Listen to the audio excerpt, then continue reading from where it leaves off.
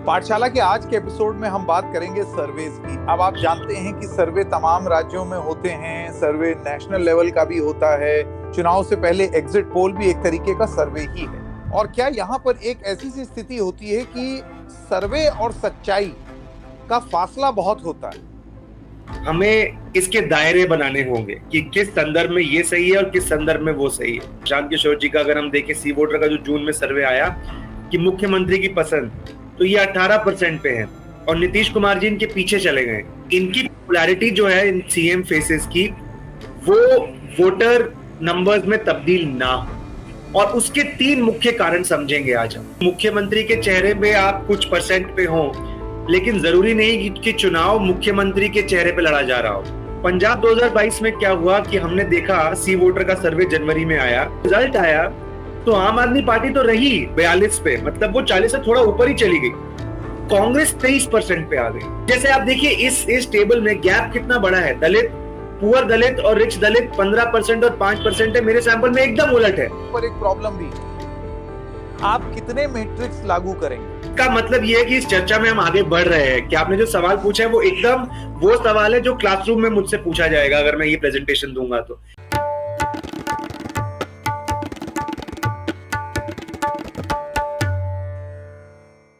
नमस्कार, आप देख रहे हैं द रेड माइक। मैं हूं संकेत उपाध्याय, मेरे साथ हैं डॉक्टर कार्तिकेय बत्रा और ये है एक और एपिसोड जिसका नाम है द रेड माइक पाठशाला।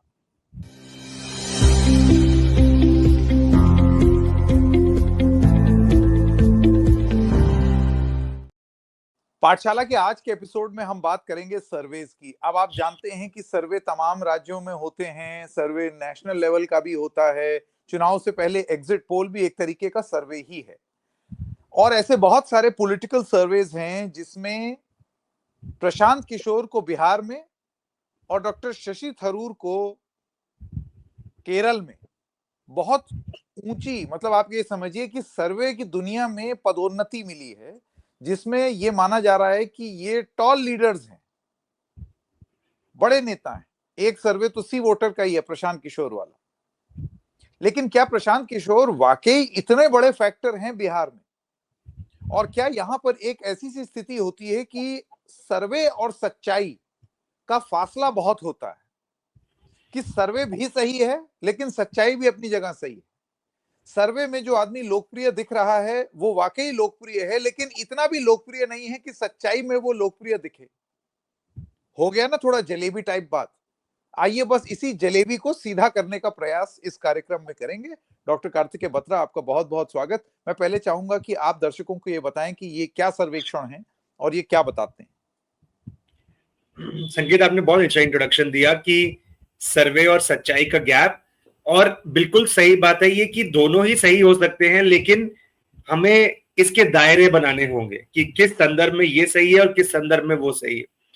तो ये जो 2 सर्वे के उदाहरण आपने जो भी बताए, जैसे प्रशांत किशोर जी का अगर हम देखें, सी वोटर का जो जून में सर्वे आया कि मुख्यमंत्री की पसंद, तो ये 18% पे है और नीतीश कुमार जी इनके पीछे चले गए।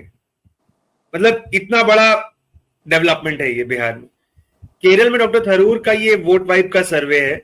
ये with in UDF who is the most preferred CM face सवाल पूछा गया था। डॉक्टर थरूर वहां सबसे ऊपर आते हैं 28%।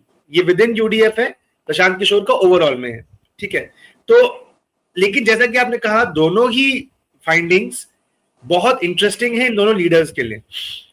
अब सवाल ये है, क्या ये मान ले फिर कि ये इनकी जो रेटिंग है वो उनकी पार्टी की रेटिंग में ट्रांसलेट होगी, कि इतना वोट तो ये अपनी पार्टी के लिए ले ही आएंगे अगर इनको हम सीएम फेस घोषित कर दे तो? क्या ये सत्य है? और मेरा ये कहना है कि अगर हम मान ले कि ये सर्वेज 100% सही है, मान लेते हैं, कोई प्रॉब्लम नहीं है उसको मानने में, क्योंकि मुझे लगता है ये जो प्रोफेशनल्स हैं इन एजेंसीज के पीछे हम जानते हैं उन्हें और हमको भरोसा है कुछ हद तक। मान लेते हैं ये 95 to 100% सही है सर्वेज। मैं कहता हूं इसके बावजूद देयर कैन बी रीजंस कि इनकी पॉपुलैरिटी जो है इन सीएम फेसेस की, वो वोटर नंबर्स में तब्दील ना हो, और उसके 3 मुख्य कारण समझेंगे आज हम।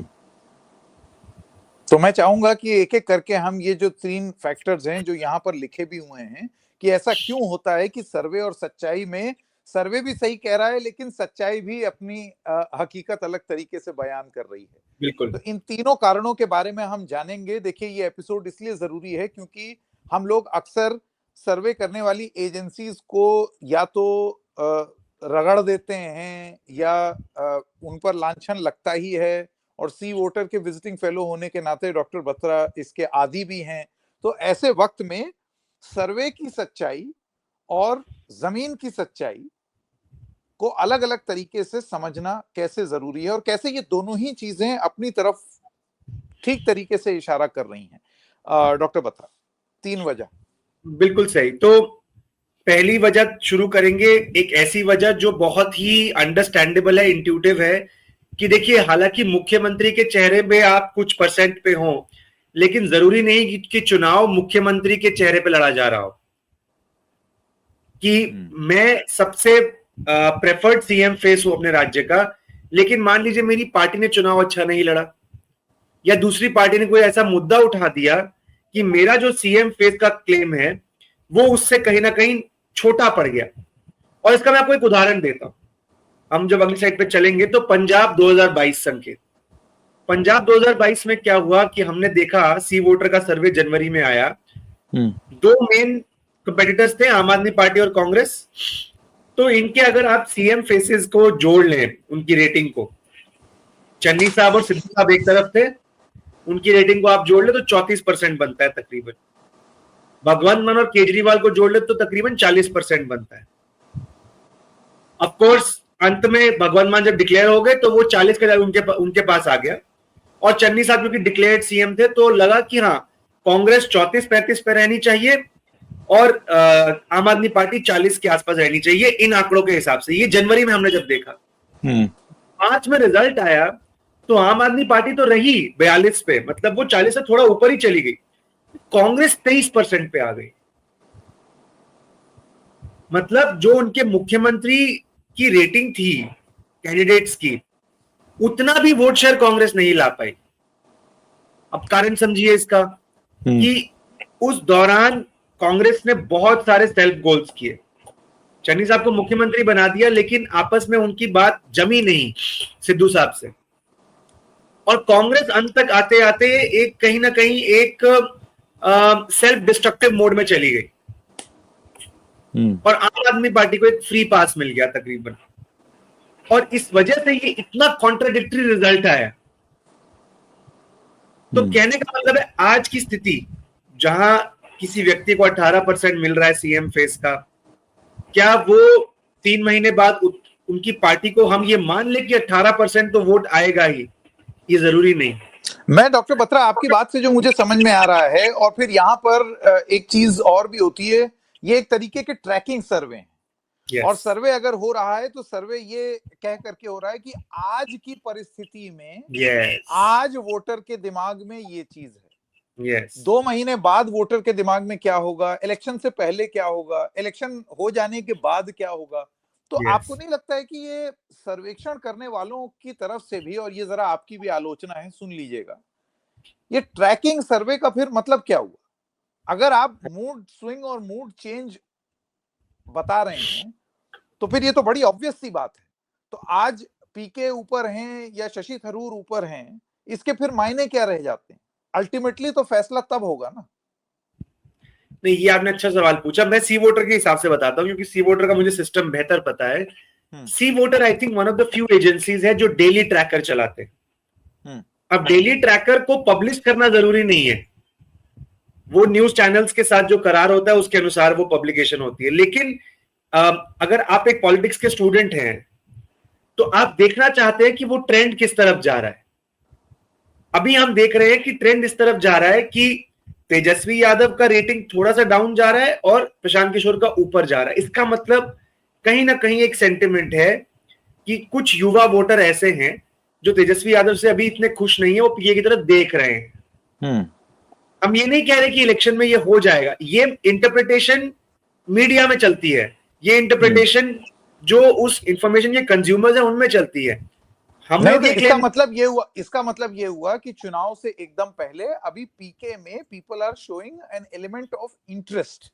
Correct. which may or may not translate into votes in his favor. Yes, but it is enough to make him कि एक सीरियस प्लेयर हैं इस चुनाव में कुछ हद तक, कि पार्टी इनको इग्नोर नहीं कर सकती, चाहे ये सीट ना जीते, ये इतनी पकड़ रख रहे हैं कि सीट को इधर उधर घुमा सकते हैं कुछ सीटों को।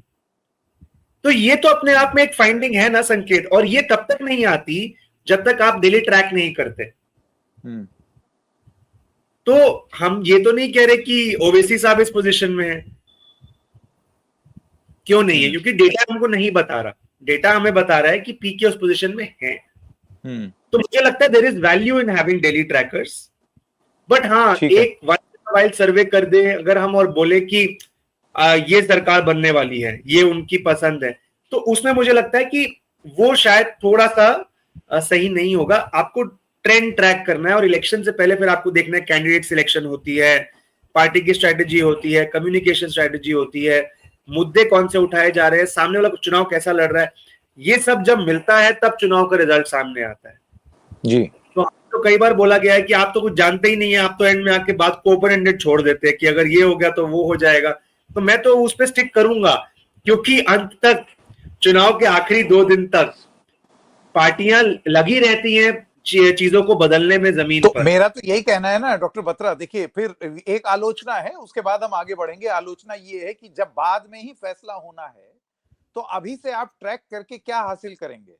आप अभी अगर ये बता रहे हैं कि हाँ ट्रेंड्स पता चलते हैं हमको कि कुछ मूवमेंट हो रहा है। हेल्प कैसे कर रहा है वो, जनता को कैसे हेल्प कर रहा है, आपको कैसे हेल्प कर रहा है? क्योंकि अल्टीमेट फैसला तो कुछ और होगा, या उसकी गारंटी नहीं है कि यही फैसला हो। बिल्कुल संकेत, लेकिन अब फिर वही बात है कि हम एक राज्य के पॉलिटिकल मूड को समझ रहे हैं, ठीक है। एक उदाहरण देते हैं, मान लीजिए अगर आज हम ट्रैकर ना चलाएं और प्रशांत किशोर चुनाव में सिर्फ 7% वोट लेकर आए और कुल 3 सीटें लेकर आए, तो लोगों को लगेगा यार इसने मुद्दे तो अच्छे उठाए लेकिन इसको वोट कहां मिला, तो ये मुद्दे ना बेकार के हैं। अब मैं उनको बताऊंगा कि देखिए एक समय ऐसा था चुनाव से पहले जहां इनकी रेटिंग 20% पहुंच गई थी, क्या अब आप मुझे कह सकते हैं कि मुद्दे बेकार के हैं? मुद्दे उठाना और चुनाव को मैनेज करना 2 अलग चीजें हैं। करेक्ट। बस ये है कि मेरी पॉलिटिकल प्रेजेंस को मेजर करने का एक ही तरीका है आज की डेट में, वो है चुनाव में मेरी परफॉर्मेंस। मैं कह रहा हूं कि उसको मेजर करने का एक और तरीका हम आपको दे रहे हैं चुनाव से पहले, कि देखिए ये मुद्दे हवा बना रहे हैं, क्या वो चुनाव में रिजल्ट में तब्दील होते हैं या नहीं, वो एक अलग चीज है। समझ। तो मेरे हिसाब से अभी भी इसमें वैल्यू है। ठीक है, अब मैं चाहूंगा कि हम जरा आगे बढ़ें और आप हमें बताएं कि मतलब और किस मैट्रिक्स पर हम सर्वे के जो सैंपल हैं उनको आंकते हैं। थोड़ा सा आज आप अपनी भी आलोचना कीजिए। नहीं बिल्कुल, और ये पूरा शो जो है ये कहीं ना कहीं एक एक्नॉलेजमेंट है कि जो करते हैं सर्वेस वो 100% सही नहीं होते, उसमें गलतियां हैं। और हमने एक शो लास्ट ईयर भी किया था संकेत, मुझे याद है कि एग्जिट पोल होते कैसे हैं। आज हम ओपिनियन पोल्स की बात करें जो इलेक्शन से पहले होते हैं। तो अब दूसरा देखिए, ये सैंपल का रिप्रेजेंटेटिवनेस बहुत इंपॉर्टेंट। मैं कई बार टीवी पे सुनता हूं कि देखिए ये गलत है सर्वे, क्योंकि सैंपल बड़ा नहीं था, सैंपल केवल 10,000 का है, सैंपल केवल 5,000 का है, राज्य बहुत बड़ा है। सैंपल के साइज का एक रेलेवेंस होता है बट एक पॉइंट तक, उसके बाद सैंपल की क्वालिटी पर बात आ जाती है। मैं यूपी का इलेक्शन अगर भापना चाहता हूं, मैं 5-10 हजार से बहुत अच्छा सैंपल लेकर मैं आपको रिजल्ट बता सकता हूं एग्जिट पोल के बाद, बशर्ते कुछ कंडीशन सेटिस्फाई हो। तो मुझे 1 लाख का सैंपल नहीं चाहिए। तो कोई भी एजेंसी जब आती है आपके सामने और कहती है हमने 1 लाख का सैंपल किया, दूसरों ने 10,000 का किया, वो सही तरीका नहीं है आंकने का कि आपका सर्वे कितना सटीक होगा। मैं आपको एक उदाहरण देके बताता हूं। जैसे कि मान लीजिए एक राज्य है, उसमें जनरल 20% है, ओबीसी 40% है, दलित 20%, मुस्लिम 20%। और सर्वे का होना यह चाहिए कि जो पॉपुलेशन है तकरीबन वही परसेंटेज आपके सैंपल में होनी चाहिए, ताकि आप एक रिप्रेजेंटेटिव प्रतिनिधित्व करने वाला आंकड़ा निकाल पाए। ठीक है, तो मान लीजिए मेरा सैंपल 10,000 लोगों का ही है, लेकिन उसमें भी 20% जनरल है, 40% ओबीसी है, 20% दलित है, 20% मुस्लिम है। तो टेक्निकली जो लोग सोच रहे हैं उसका एक अच्छा खासा मेजर मुझे मेरे सैंपल से मिल जाना चाहिए, क्योंकि मेरा सैंपल और जो पॉपुलेशन का सच्चाई है एक्चुअल में, उनके जो अनुपात है वो बिल्कुल सेम है। कि अगर जनरल 20% पॉपुलेशन में है तो मेरे सैंपल में भी 20% है, अगर ओबीसी 40% है पॉपुलेशन में तो मेरे सैंपल में भी 40% है। कई बार इतना ही देखकर जो सर्वे करने वाले होते हैं वो खुश हो जाते हैं कि भैया हो गया, हमारा तो क्या सैंपल बनाया है हमने, एकदम स्टेट को रिप्रेजेंट कर रहा है। इसमें प्रॉब्लम कहां आती है? प्रॉब्लम यहां आती है कि व्यक्ति सिर्फ जाति का मोहताज नहीं है, जाति के अंदर भी डिफरेंसेस हैं, जेंडर पे डिफरेंस है, अमीरी गरीबी पे डिफरेंस है। मान लीजिए मैंने जनरल में, अगली स्लाइड पर अगर हम आए, मान लीजिए कि असल पॉपुलेशन में जनरल में 10% गरीब और 10% अमीर हैं, लेकिन मेरे सैंपल में 15% अमीर हैं और 5% गरीब हैं। तो वो अनुपातिक नहीं हुआ, प्रोपोर्शनेट नहीं हुआ। एग्रीगेट में सही लग रहा था कि जनरल 20 और जनरल 20, लेकिन अब जब मैं उसको अमीरी गरीबी के मैट्रिक्स से देख रहा हूं तो मेरा पूरा मैथ गलत है। अब इसको ही आप सोचिए, फर्दर जेंडर में ले जाइए, फर्दर आप इसको भौगोलिक इलाकों के हिसाब से ले जाइए। मैं 10,000 का सैंपल अगर यूपी के, पूरे यूपी का पूर्वांचल से ही उठा लूं तो क्या मुझे यूपी का तस्वीर मिलेगी? नहीं मिलेगी। हालांकि कास्ट अनुपात मिल जाएगा। तो कहने का मतलब है कि जब सैंपल बनता है तो वो रिप्रेजेंटेटिव होना चाहिए 3-4 अलग अलग आयामों पर। केवल जाति पर मैंने बना दिया रिप्रेजेंटेटिव सैंपल, मैं खुश हो गया, नॉट सफिशिएंट। केवल जेंडर में मैंने कर दिया कि 50-50%, नॉट सफिशिएंट।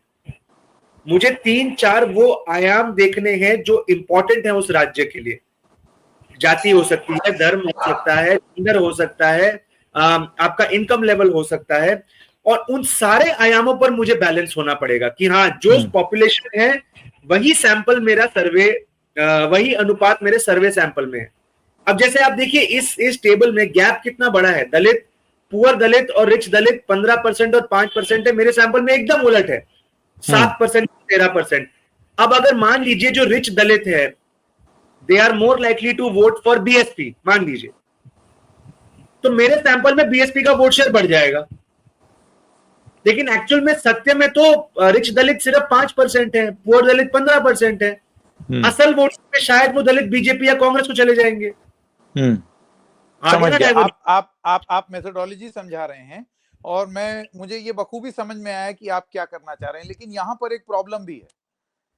आप कितने मैट्रिक्स लागू करेंगे? बहुत बढ़िया। अगर आप इस तरीके से वेरिएबल्स अगर करना शुरू करेंगे तो पुअर दलित, रिच दलित, ठीक है, तो कास्ट और इकोनॉमिक कंडीशन, ये दोनों एस्पेक्ट्स। अब इसके बाद इसमें मेल और फीमेल, क्योंकि वो एक अलग मैट्रिक्स चलता है। इसके बाद ऑक्यूपेशन, उसके बाद एजुकेशन, मतलब ये मैट्रिक्स, फिर तो आपके मैट्रिक्स ही खत्म नहीं होंगे। इतना बेहतरीन अनुपातिक प्रतिनिधित्व करने के चक्कर में फिर तो आप सर्वे ही नहीं कर पाइएगा। बहुत बेहतरीन सवाल। मतलब ये, इसका मतलब ये है कि इस चर्चा में हम आगे बढ़ रहे हैं कि आपने जो सवाल पूछा है वो एकदम वो सवाल है जो क्लासरूम में मुझसे पूछा जाएगा अगर मैं ये प्रेजेंटेशन दूंगा तो बिल्कुल आपने सही कहा कि कहां आप रुकोगे। मैं ये नहीं कह रहा कि आप बढ़ते ही चले जाओ वेरिएबल्स पे, पर आपको एक मिनिमम नंबर ऑफ वेरिएबल्स अपनी समझ से डालने पड़ेंगे। आपने उदाहरण दिया, आपको उसका काउंटर देता हूं। पुअर दलित में जेंडर जरूर आना चाहिए, क्योंकि अब महिला वोट अलग जा रहा है। पहले महिला और पुरुष वोट साथ जाता था, आज हमें पता है कि महिला वोट अलग जा रहा है। इनफैक्ट क्योंकि महिला वोट अलग जा रहा है, इस वजह से कई एग्जिट पोल गलत हुए हैं, बंगाल का, बिहार का, क्योंकि पोस्टर्स ने ये मान लिया कि जहां परिवार का वोट जा रहा है वहीं महिला का वोट जाएगा, मतलब जहां पुरुष का वोट जाए। दूसरा अर्बन रूरल करेंगे अब इसमें हम। लेकिन एजुकेशन क्यों नहीं करेंगे? जरूरी नहीं पड़ेगा, क्योंकि ऑलरेडी मैंने पुअर और रिच कर लिया है। तो पुअर और रिच में एजुकेशन कहीं ना कहीं मेजर हो जाता है। तो ऐसे कई वेरिएबल्स हैं जो ऑलरेडी आप अकाउंट कर रहे हैं जब आप पुअर रिच ले रहे हैं, कास्ट ले रहे हैं, आपको उनको एडिशनल डालने की जरूरत नहीं है। लेकिन जेंडर, कास्ट, रिलीजन, अगर मान लीजिए यूपी जैसा राज्य है तो बहुत अहम है। बट वहीं पे आपका एक्सपीरियंस और आपकी समझ आती है कि आपको कहां पे जाके रुकना है। बट अगर आप सिर्फ इतना बोल दे मैंने जेंडर पे 50-50% रिप्रेजेंटेटिव सैंपल निकाल लिया, तो वो तो गलत है, इतना तो हम मान ही सकते हैं। मुझे कुछ हद तक तो खुदाई करनी पड़ेगी सतह के नीचे, पर मुझे इतना नहीं खोदना कि मैं खुद ही गड्ढे में गिर जाऊं। और आपको ये लगता है कि अभी शुरुआत में ये जितने सैंपल कलेक्ट हो रहे हैं, वो अगर हर समय इन सारे पैमानों पर खरे उतरें तब तो बात बने, तो ये बहुत पेचीदा काम हो जाएगा। जैसे मैं आपको देखिए, अभी यहां पर भी आपने एक अजम्पशन किया। क्या अजम्पशन है, मैं आपको बता देता हूं। जो अमीर होगा उसमें आपने ये मान लिया कि वो पढ़ा लिखा होगा, और जो गरीब होगा वो अनपढ़ होगा। अब मेरे हिसाब से ये, हाँ, ये आपकी अजम्पशन हो गई, क्योंकि हम ये जानते हैं कि बहुत सारे पढ़े लिखे बेरोजगार गरीब, पढ़े लिखे बेरोजगार भी हैं। तो इसका मतलब वो पढ़े हुए हैं लेकिन गरीब हैं। तो इसमें संकेत, आपने सवाल जो पूछा वो गलत नहीं है, इसका मेरा जवाब ये है कि इस साइंस में आपको कभी कभी देखना पड़ता है प्लस माइनस, कि मैं एजुकेशन डाल देता हूं एक वेरिएबल और, लेकिन उससे मेरा कैलकुलेशन कितना कॉम्प्लिकेटेड हो जाएगा, बनिस्पत इसके कि मैं एक अजम्पशन लगा लेता हूं, उससे कुछ एरर आएगा, लेकिन वो एरर मैं टॉलरेट कर लूंगा। ये एक डिसीजन है जो आपको लेना पड़ेगा कॉन्टेक्स्ट के आधार पे। अब मैं आपके पहली पार्ट पे आता हूं कि क्या रिप्रेजेंटेटिव सैंपल हो तभी बात बनेगी। इसका भी जवाब है नहीं। अगर ये सैंपल ऐसा भी हो ना, तब भी मैथमेटिकली हम चीजें ठीक कर सकते हैं। मान लीजिए कि मैंने एक्चुअल में पुअर जनरल, रिच जनरल 10-10% की जगह 5 और 15 कर दिया। जरूरी नहीं है कि मेरा सर्वे का रिजल्ट गलत निकले अगर मैं एक करेक्शन कर दूं इसमें, उसके करने का तरीका होता है। लेकिन प्रॉब्लम अब वहां कहां आती है कि वो करेक्शन करने के लिए मुझे सेंसस डेटा चाहिए। ये तो बताओ मुझे पहले, ये तो मैंने पिछले एग्जाम्पल में खुद नंबर्स बनाए, ये हम मान के चल रहे हैं कि वो नंबर्स हमारे पास अवेलेबल है। जब वो नंबर ही अवेलेबल नहीं, 2011 के बाद हमें पता ही नहीं कि दलित कितने हैं, हमें पता ही नहीं कि अमीर गरीब कितने हैं, क्योंकि सेंसस ही नहीं हुआ। कास्ट सेंसस 31 के बाद हुआ ही नहीं। तो हम एज सोशल साइंटिस्ट एक पोजीशन में होते हैं कि अगर हमारा सैंपल रिप्रेजेंटेटिव ना भी हो ना, उसको हम फिक्स कर सकते हैं मैथमेटिकल कैलकुलेशंस करके। लेकिन उसके लिए हमें ये तो पता होना चाहिए कितने दलित हैं, कितने ब्राह्मण हैं, कितने ठाकुर हैं, कितने ओबीसी हैं, कितने दलित हैं, कितने बेरोजगार हैं, कितने रोजगार हैं, कितने अमीर हैं, कितने गरीब हैं। जब 15-15 साल सेंसस नहीं होगा, कास्ट की कोई इंफॉर्मेशन रिलायबल होगी नहीं, तो ये फाइनल स्टेप भी कॉम्प्लिकेट हो जाता है, इनफैक्ट इम्पॉसिबल हो जाता है। मैं अभी पोस्टर से बात करता रहता हूं जो सर्वे निकालते हैं, मैं पूछता हूं आपने जो अपना सैंपल को करेक्शन कैसे किया, कौन से डेटा के आधार पे? बोले यार 2011 का ही तो है, क्या कर सकते हैं। जेंडर में हम 50-50 कर देखो, जेंडर में पता है 50-50% रहेगा, लेकिन अब आप उसमें आप बोलेंगे कि मान लीजिए पलायन हो रहा है किसी राज्य से, तो वहां महिलाएं, अब उत्तराखंड में इतना पलायन है कि महिलाएं ज्यादा होंगी वोटर में, पुरुष कम होंगे, लेकिन सैंपल में 50-50 ले लूंगा। तो ये इसमें एक है कि कैलकुलेशन कैसे, सैंपल कैसे इकट्ठा हो रहा है, दूसरा कि कैलकुलेशन कैसे कर रहे हैं सैंपल को करेक्ट करने की, और तीसरा उस करेक्शन के लिए सरकारी सेंसस डेटा अवेलेबल है या नहीं। और आज की तारीख में आखिरी का जवाब है नहीं। ये है इंपॉर्टेंट बात। आपकी बात सुन करके आज अगर प्रशांत किशोर और शशि थरूर अगर ये शो देख रहे हैं, तो वो ये जान लें कि बहुत ज्यादा खुश होने की जरूरत नहीं है कि सर्वे में आपको आगे दिखाया जा रहा है या आपको लोकप्रिय बताया जा रहा है। इस तरीके से सर्वे की दिक्कतें आ रही हैं। सैंपल साइज कलेक्ट करने में हो सकता है उस तरीके के पैमाने ना फिट किए गए हों, या फिर जो आधार है जिसके आधार पर ये सर्वे हो रहे हैं वो अभी डॉक्टर बत्रा ने बता दिया। आज तो ये आई ओपनर है बेसिकली। ये आप आज अपने ही प्रोफेशन में, अपनी ही जो आप सर्वेक्षण करते हैं उसमें आप कहां वो साइंटिफिक नहीं हो पा रहा है, ये उसका आपने एक प्रमाण देने का प्रयास किया है।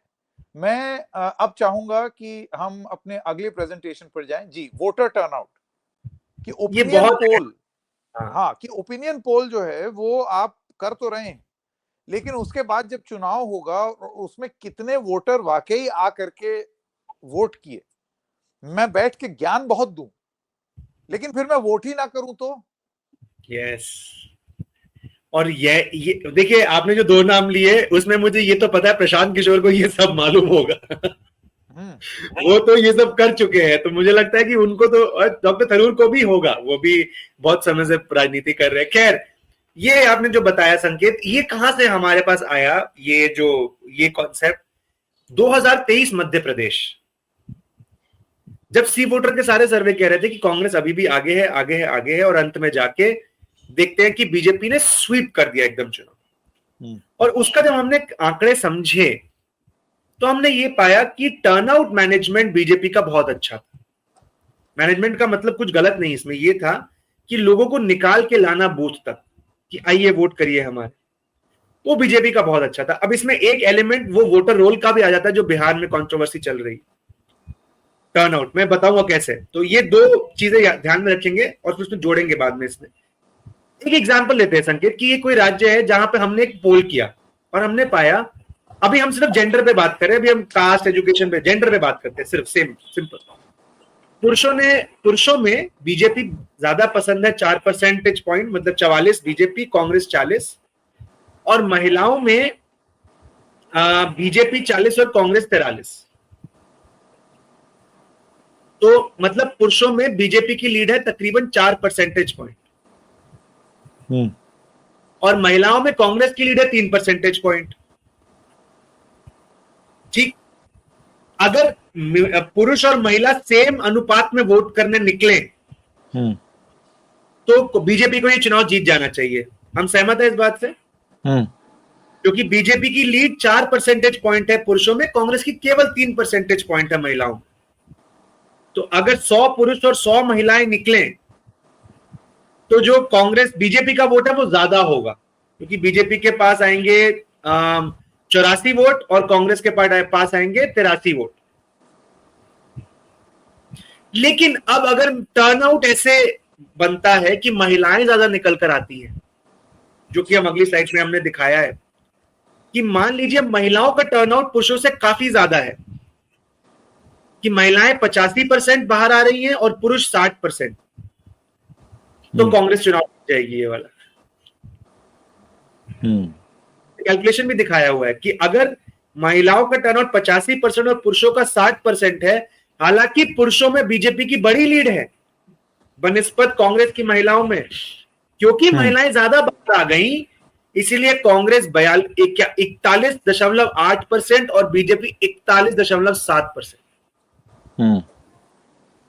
तो टर्नआउट ऐसे चुनाव को, ओपिनियन पोल को अपने मतलब सर के बल गिरा सकता है। करेक्ट। अब इसमें आप मध्य प्रदेश की बात चाहे जोड़ लीजिए, इसमें चाहे आप ये बात जोड़ लीजिए कि बिहार में अगर जो मार्जिनलाइज कम्युनिटीज हैं उनका वोट अगर कट रहा है और अगर वो टर्नआउट डिस्प्रपोर्शनेटली ज्यादा आता एक पार्टी की तरफ, एक अलायंस की तरफ, तो सोचिए उसके इलेक्टोरल कॉन्सिक्वेंसेस क्या हो सकते हैं। तीसरा, जो ये पीके और थरूर साहब के सर्वेज है, अगर ये ज्यादा अर्बन एरिया से ड्रिवन है, तो हमें ये पता है हिस्टोरिकली कि अर्बन एरिया ज्यादा वोट नहीं करने आता, तो इसको डीकंस्ट्रक्ट करना पड़ेगा इन कैंडिडेट्स को भी कि मेरा ये जो रेटिंग आ रहा है ज्यादा अर्बन से आ रहा है, रूरल से आ रहा है, और अर्बन से अगर आ रहा है तो मुझे इनको बाहर निकालना है वोट के लिए, मुश्किल है। और रूरल से अगर नहीं आ रहा तो क्यों नहीं आ रहा, क्योंकि उनको निकालना ज्यादा आसान है वोट करने के लिए। तो मुझे लगता है ये बात हम लोग भूल जाते हैं, मतलब हम नहीं, मैं इतने लोगों में जानता हूं जो भूल जाते हैं कि हमने अच्छा, इस वजह से ओपिनियन पोल और एग्जिट पोल अलग होता है। ओपिनियन पोल में आप टर्नआउट को फैक्टर इन नहीं करते, लेकिन चुनाव के बाद एग्जिट पोल हो रहा है, उसमें अगर आप सही से, करेक्ट, उसमें अगर आप सही से करें तो वो एग्जिट पोल टर्नआउट को बेहतर कैप्चर करना चाहिए।